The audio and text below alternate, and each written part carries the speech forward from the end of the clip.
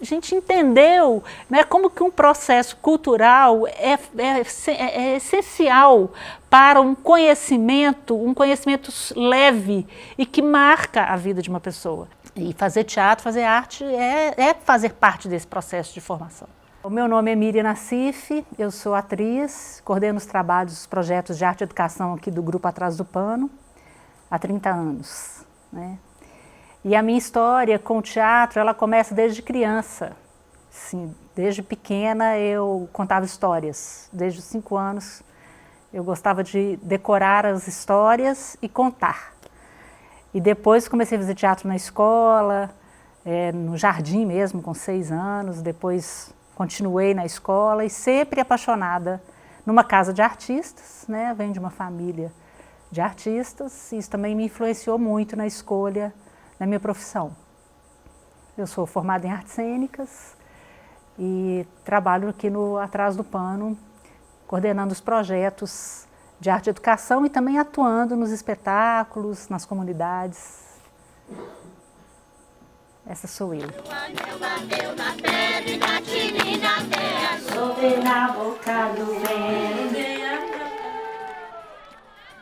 Quando o grupo surgiu, na década de 80, eu devia ter aí meus 14 anos, mais ou menos. Meus irmãos que criaram Atrás do Pano, Paulinho e o Luiz Nassif.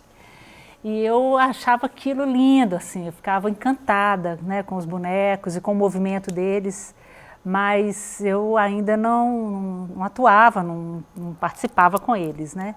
Mas com um encantamento por aquilo, né? Eu assisti o nascimento do Atrás do Pano, mas eu não imaginava que eu iria um dia assumir esse grupo. Eu sou conhecido e sou o Paulinho Polica. Isso foi um apelido dado pelo meu pai, né?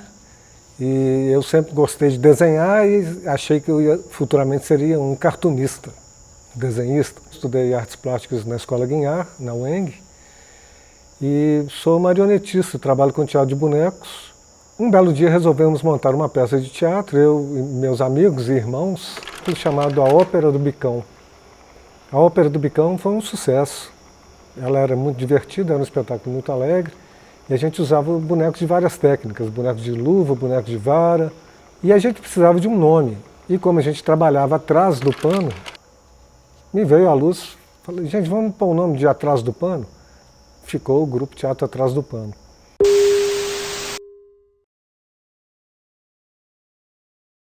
Me uni a Miriam, minha irmã, queridíssima. Saí do Atrás do Pano, Miriam continuou, ela e o Paulo continuaram de uma forma muito bonita, muito expressiva, muito forte, mas já um teatro mais de atores. Em 1990, quando a gente ganhou a concorrência Fiat, que era um dos prêmios da época, um dos importantes prêmios da época, né?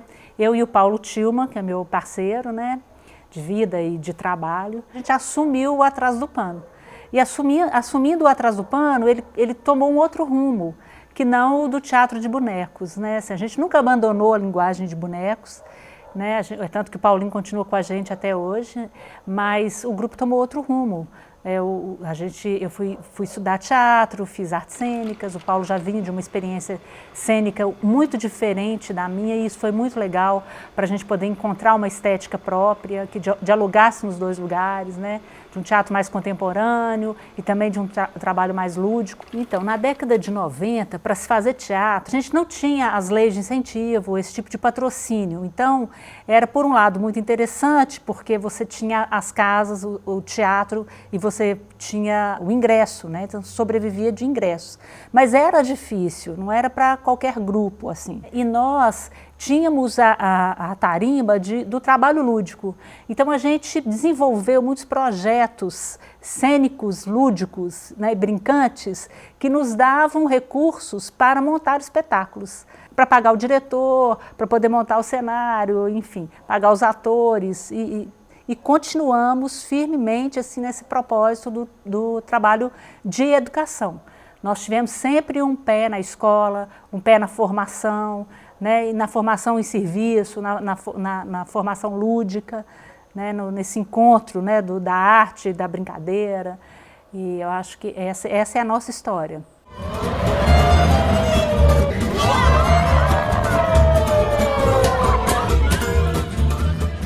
gente chegou aqui no José de Almeida, né, que é o bairro que a gente está inserido, a gente começou a entender essa comunidade. As pessoas começaram a falar que tinha festa junina, que tinha marujada, mas não tinha mais nada, né?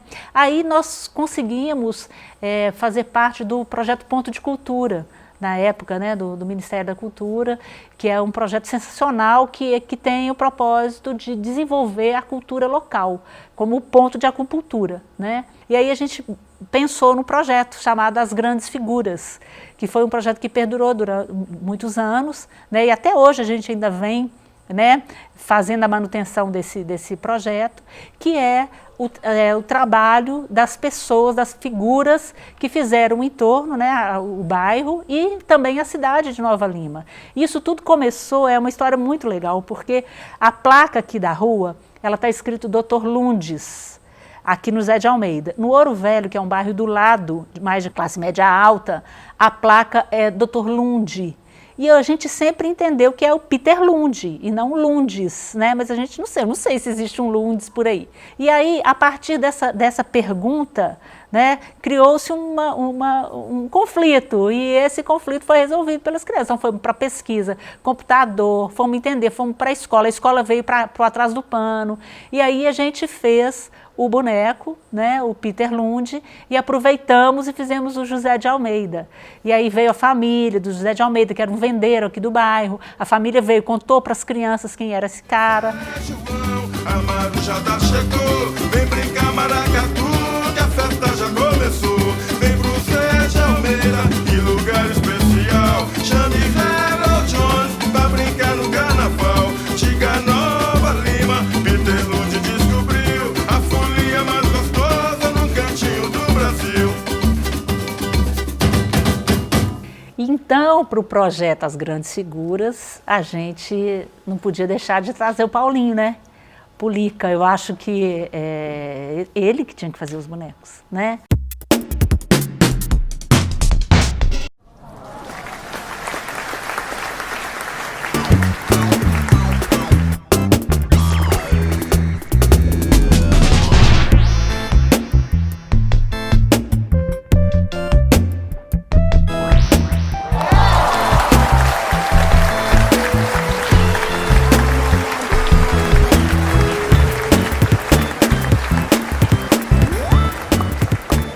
Mas as técnicas do teatro de boneco são o teatro de sombras, que a luz forma tela e público, né? O teatro de luvas, o fantoche, que é manipulado com as mãos, né? Aqui na mão, a forma de manipular é essa, cabeça, os dedos, e aqui eu preenche, né?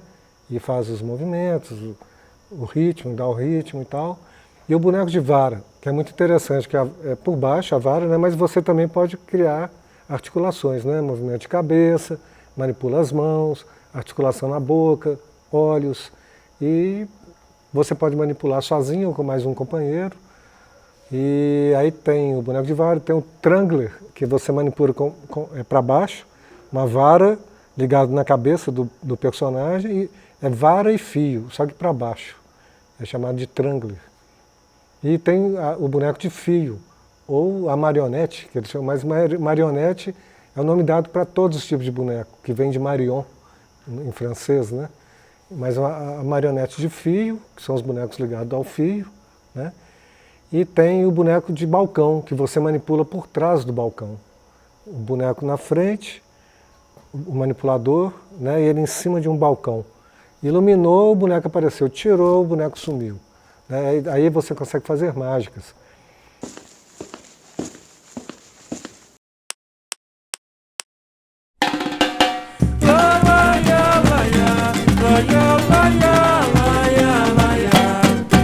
Todos os bonecos geralmente são feitos assim. Desenho, então tudo parte do desenho. E o legal, interessante do teatro de bonecos, do boneco, do fazer o boneco, é isso, que ele sai do dimensional para o tridimensional. Então eu desenho ele de frente, desenho de lado, e às vezes de costas ou de cima, para eu saber exatamente por onde eu vou caminhar, né? Aí tem as proporções, aí as ferramentas são estiletes, lixas, pincéis, cola e tinta, né?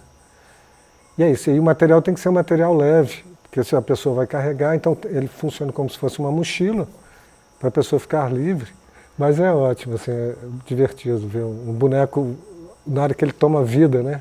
Que ele vai para a cena. Essa experiência com as grandes figuras aqui em Nova Lima foi muito inspiradora, né? Porque a gente viu como que é interessante buscar a memória, né? Trabalhar a questão da memória, a questão do afeto, das referências de cada um. Para além do carnaval, a gente continuou com esse projeto em outras ações, em outras oportunidades que nós tivemos. Quando a gente desenvolveu o projeto em Mercadinho da Roda de Trespassar, tinham duas figuras, a dona Zezé, que é a parteira do lugar, que já está com seus 80 e poucos anos, e o seu Antônio, que é o benzedor da comunidade. Então a gente achou por bem que Dona Zezé e seu Antônio abrissem o cortejo, né? E aí o Paulinho foi para lá, os meninos acompanharam o processo de confecção de um boneco. Numa comunidade tão pequena, os meninos não conheciam isso, não sabiam como que era de um isopor ia virar um boneco, né? Então foi um acontecimento. Aí na festa de Santo Antônio, ao chegar à roda, chegaram os bonecos na frente, né? Então isso tudo assim, num outro contexto que não é do carnaval, mas também na questão da memória, no trabalho de resgate de memória, de identidade, né? De fortalecimento das pessoas do lugar, né? E não de outras figuras, né? Que não sejam elas mesmas, né? Quando se faz teatro, né? Você quer entrar na cena, né? Eu sou atriz, eu gosto de estar em cena, né? Eu quero contar minhas histórias, né? Eu quero falar, né? Porque eu vim aqui, né? Então eu quero estar em evidência, sei lá, né? E eu acho que eu tenho esse prazer, eu gosto, é a minha escolha de profissão, né? Seria mentira eu dizer que não quero isso. Todo ator quer, né? Ele escolhe isso, ele escolhe estar em evidência. Mas uma coisa que o trabalho com o lúdico, com a brincadeira, com o encontro me ensinou, foi que você pode ter uma alegria enorme, às vezes até maior, não estando em evidência e dando lugar do protagonismo para o outro, né? Você usando desse exercício de teatro, o exercício do ator, da prática do ator, em ensaio, em sala de ensaio, nas próprias montagens, mas essa prática que o ator tem de trabalhar em grupo, né, e entender o teatro como um exercício coletivo, né, eu acho assim que para mim o teatro é a arte da generosidade, assim, porque você tem que saber dar o lugar para o outro, né? Então é um grande aprendizado. Então a gente conseguiu pegar esse exercício, essa prática, internalizar essa prática e levar essa prática para o trabalho com as comunidades. A bandeira vai também, a bandeira vai também. Se despede da bandeira até no ano que vem, até no ano que vem. Senhor e dono da casa, abra a porta e acende a luz. Né? E é prazeroso demais você ter um retorno de uma comunidade, assim. Porque quando se fala de comunidade, no caso da gente, né, nas comunidades que a gente teve a oportunidade de trabalhar, são lugares muito destituídos de quase tudo, assim, você não tem um cinema, você não tem um teatro, as pessoas às vezes ficam esquecidas, né, nos lugares, né, então seria muito desagradável a gente chegar e fazer espetáculo e ir embora, sabe, o que significa isso na nossa história e o que significa isso na história dessas pessoas, né? Então o trabalho com o brinquedo, com a brincadeira, com a roda, nos ensinou esse lugar, sabe? E a gente aprendeu muito com essas comunidades também, né? Como que eles se ajudam, colaboram, né? Fortalecem o entorno ali, porque eles não têm com quem contar, só com eles mesmos, né? Então eu acho que assim, a gente trouxe muitas informações, a questão estética, do tempo, da voz, do ritmo, do timbre, né, desses lugares, da textura desses lugares, a gente conseguiu trazer para a gente e a gente conseguiu levar para eles a nossa experiência, né? Levamos muitas pessoas nessa prática, né? Eu acho que isso foi importantíssimo para eles se reconhecerem como pessoas importantes, porque tinham chegando novas figuras ali, né, para admirar aquele lugar ali, tão esquecido ali pelos governos e tal, muitas vezes, né. Então, eu acho que para mim hoje, né, para atriz, para a Miriam, atriz, esse lugar é tão importante quanto estar em cena. Eu não sei dizer o que eu tenho mais alegria, se é entrar no carro, pegar a estrada de terra e ir para a comunidade trabalhar com eles, às vezes só ouvir, contar história, ouvir casos, dançar com eles, ou fazer um espetáculo e estar em cena. Eu acho que as coisas hoje, para mim, elas estão no mesmo nível.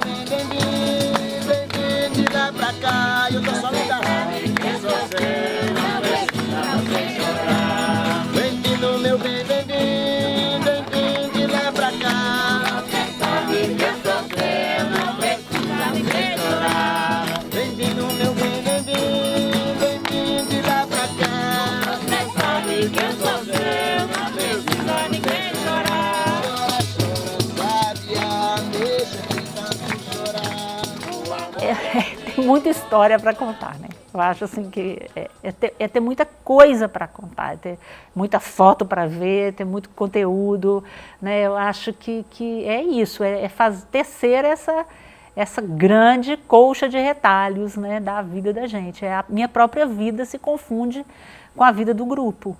Agora, eu espero continuar a trabalhar, assim, eu não consigo pensar em não continuar fazendo isso que eu tanto amo, assim, e eu me inspiro nas mulheres de 80 anos e que continuam fazendo, né, as suas funções, continuam brincando, continuam fazendo suas cirandas, continuam fazendo seus espetáculos. Então, assim como eu já inspiro muitas pessoas, eu também ainda tenho esse lugar de desejo de continuar, né, com esse fogo, com essa chama, né, de trabalhar, de produzir cada vez mais, de ousar, de experimentar, de ir para a cena, de fazer coisa que eu não fiz ainda, sabe? Trabalhar com novos atores, pessoas jovens também, né, com outras experiências, com outras informações.